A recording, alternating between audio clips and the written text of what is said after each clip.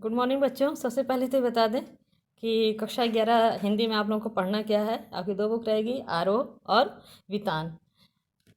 इसके अलावा औपचारिक पत्र, आवेदन पत्र, स्ववृत्त लेखन, पत्रकारीय लेखन, प्रेस विज्ञप्ति, प्रतिवेदन, कार्यवृत्त, कार्यसूची, परिपत्र, शब्दकोश, अवठित गद्यांश और काव्यांश आपको पढ़ने हैं।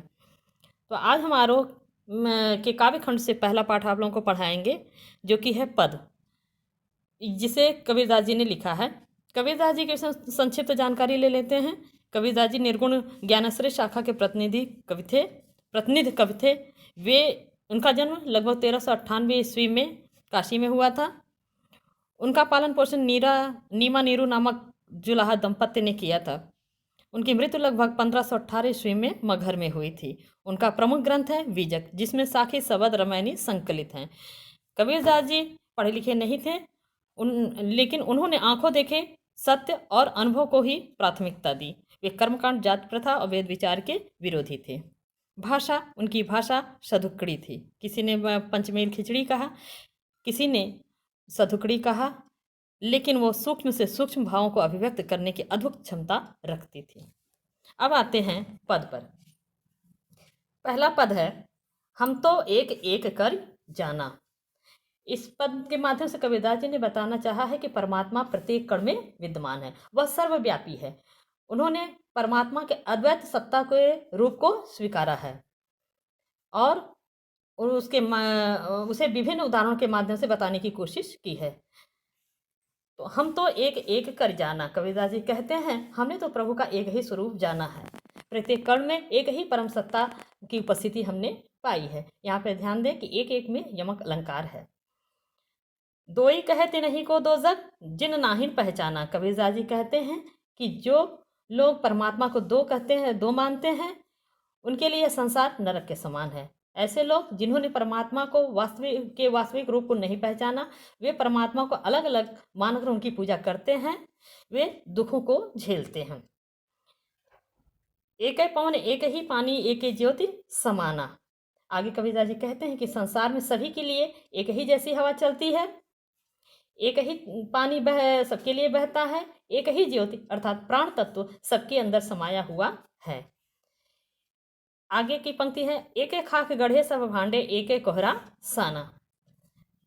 जिस प्रकार यहाँ पर खाक मिट्टी, भांडे बर्तन, कोहरा कुम्हार, जिस प्रकार कुम्हार एक ही मिट्टी से अलग अलग तरह के बर्तन को बनाता है, ठीक उसी प्रकार ईश्वर भी मनुष्य का निर्माण एक ही जैसे तत्व से करता है।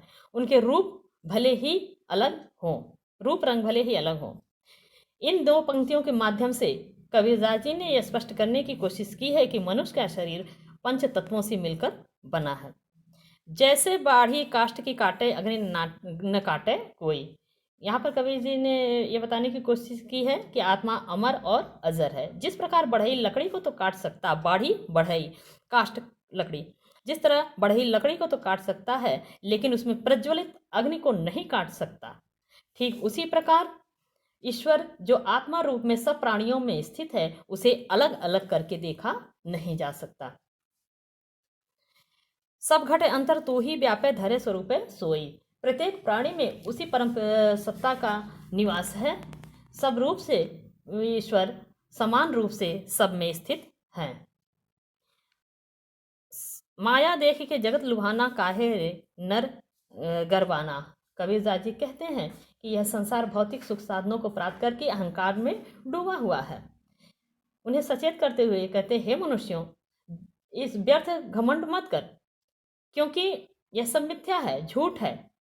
कबीरदास जी का कहना यह है कि जो भी इस माया मोह के चक्कर में पड़ता है, वह इसमें उलझ के रह जाता है। निर्भय भया कछु नहीं व्यापे, कहे कबीर दीवाना।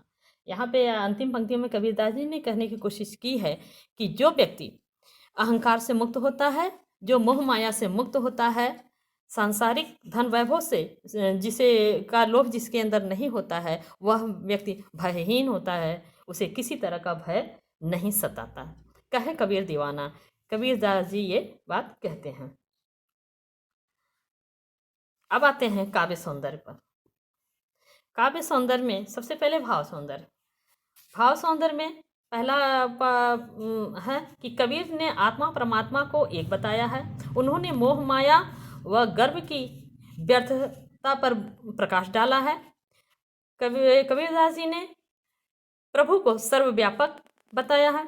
अब आते हैं शिल्प पक्ष पे। एक एक में यमक अलंकार है। जिन नाहिन पहचाना में अनुप्रास अलंकार है। एक है पवन एक ही पानी एक ही ज्योति समाना, इसमें भी अनुप्रास का आभास होता है। एक है खाक गढ़े सब भांडे एक एक कोहरा साना, जैसे बाढ़ी काष्ठ की काटे अगर न काटे कोई, जैसे बाढ़ी काष्ठ की काटे, इस पूरी पंक्ति में उदाहरण अलंकार है। कहे कबीर दीवाना में भी अनुप्रास की झलक मिलती है।